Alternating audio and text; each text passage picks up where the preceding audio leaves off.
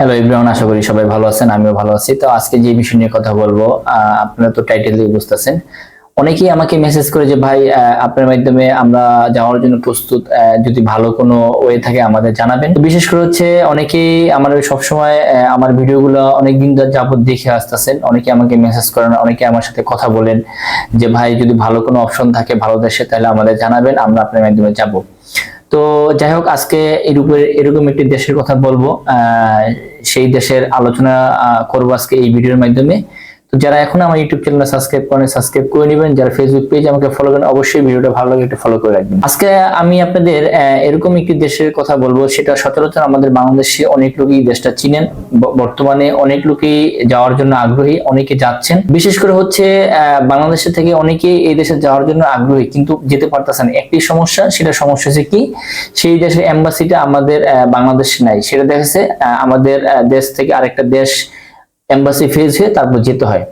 তো আজকে আমি আপনাদের পুরো বিস্তারিত বলে দিব এটা আমরা কিভাবে প্রসেসিং করব আর কিভাবে কত টাকা খরচ আসবে, সেটা আপনি আমার কন্ট্যাক্ট নাম্বার যোগাযোগ করবেন অথবা ফেসবুক পেজ আমাকে ইনবক্স করবেন, আমি বলে দিব। আর এটা কতটুকু সময় লাগবে সেই সময়টুকু বলে দিব। যাই হোক, আমরা আজকে যেহেতু কথা বলবো, দেশের নামটা হচ্ছে পর্তুগাল।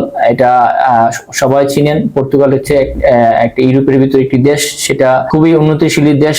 তো আসলে কি ইউরোপে সচরাচর আমাদের বাংলাদেশে বর্তমানে যাওয়াটা এখন কঠিন হয়ে গেছে, অনেকে যেতে পারতেছে না। দেখা যাচ্ছে এক সময় সহজ ছিল, সেটা দিন দিন যাচ্ছে, দিন দিন সেটা কঠিন হয়ে আসতেছে। তো অনেকেই ভাবে যে পর্তুগালে যেতে হলে অবশ্যই ইন্ডিয়া যেতে হয়। আসলে কি, হ্যাঁ, ইন্ডিয়া যেতে হয়। এখন আমরা এরকম একটা সিস্টেম চালু করছি, আপনি চাইলে বাংলাদেশ থেকে যেতে পারবেন, আপনাকে ইন্ডিয়া যেতে হবে না।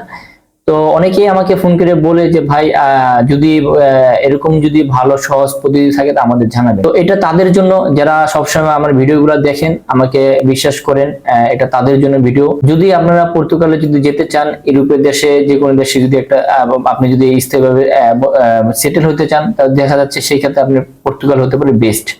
কেননা দেখা যাচ্ছে পর্তুগালে সব দেশের তুলনায় পর্তুগালে কাগজপত্র দিক দিয়ে সবচেয়ে সহজ। কেননা দেখা যাচ্ছে অনেক দেশে অনেক বছর ধরে থাকেন, সেক্ষেত্রে কাগজপত্র পাওয়াটা অনেক মুশকিল হয়ে যায়।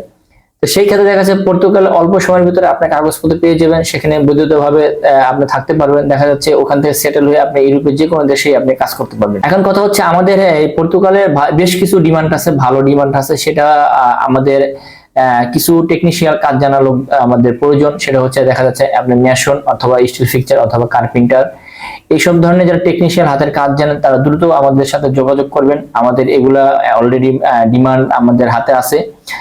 আর এটা দেখা যাচ্ছে কত টাকা খরচ আসবে, এটা আমাদের সাথে যোগাযোগ করে আমরা বলে দিব। এটা সময় লাগবে আপনার 7 থেকে 8 মাস সময় লাগবে। আসলে কি ইউরোপে যেতে হলে অবশ্যই আপনি ধৈর্যশীল থাকতে হবে, আপনি সময় দিতে হবে।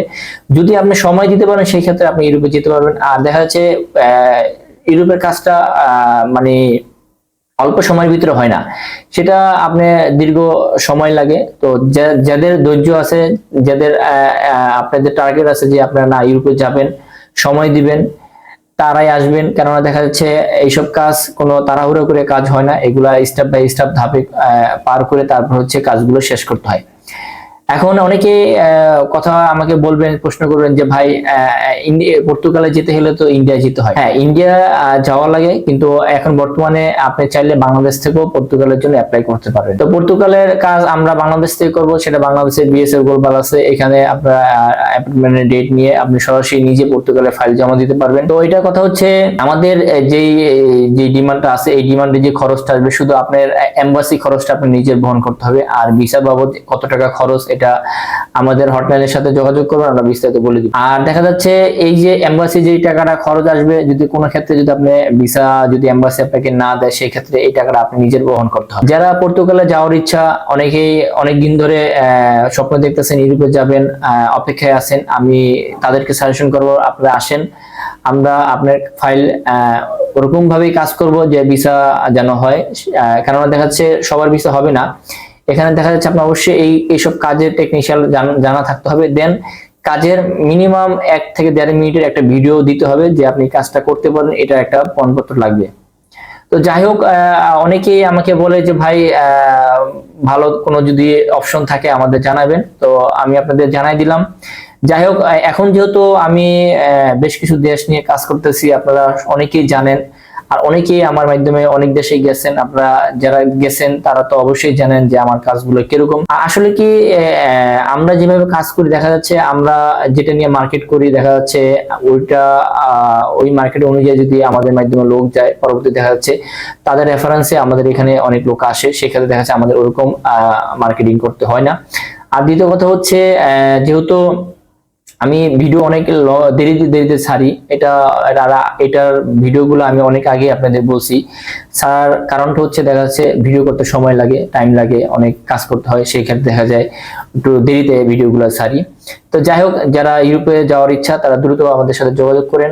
আর অবশ্যই আপনার যে কাজগুলো বলছে এই কাজগুলো জানা থাকতে হবে, আপনি ইন্ডিয়া যেতে হবে না, বাংলাদেশে করা যাবে। আর যাদের কাজের ধৈর্য আছে তারাই আসবেন। যাই হোক, অনেক কথাই বললাম।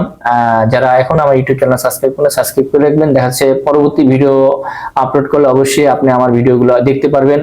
আর যারা সবসময় আমার ভিডিও দেখে আসতেছেন, আমাকে সাপোর্ট করতেছেন, ভালোবাসেন, তো সবাইকে আমি বলবো যারা এখন আমার পূর্বের যে ভিডিওগুলো আছে দেখেন, অবশ্যই দেখে আসবেন। দেখে আসলে দেখা যাচ্ছে যেহেতু আমি ফিজি নিয়ে কাজ বেশি করি, আপনারা সবাই জানেন আমি ফিজি থেকেই শুরু করছি কাজ, সেখানে দেখা যাচ্ছে আমি ফিজিটা আমার লিস্টের নাম্বার 1-এ রাখছি। এটা পরে আছে দেখা যাচ্ছে আমার মিডল ইস্টে সৌদিতে আমি অনেক লোক পাঠাইছি, সেটাও আমি লিস্টে রাখছি নাম্বার 2-তে। দেখা যাচ্ছে এইখানে আমি এখন বর্তমানে ভালো লোক পাঠাচ্ছি, যাচ্ছে, সবাই ভালো আছে, তাদের রেফারেন্সে লোক আসে, এটা আপনারা জানেন।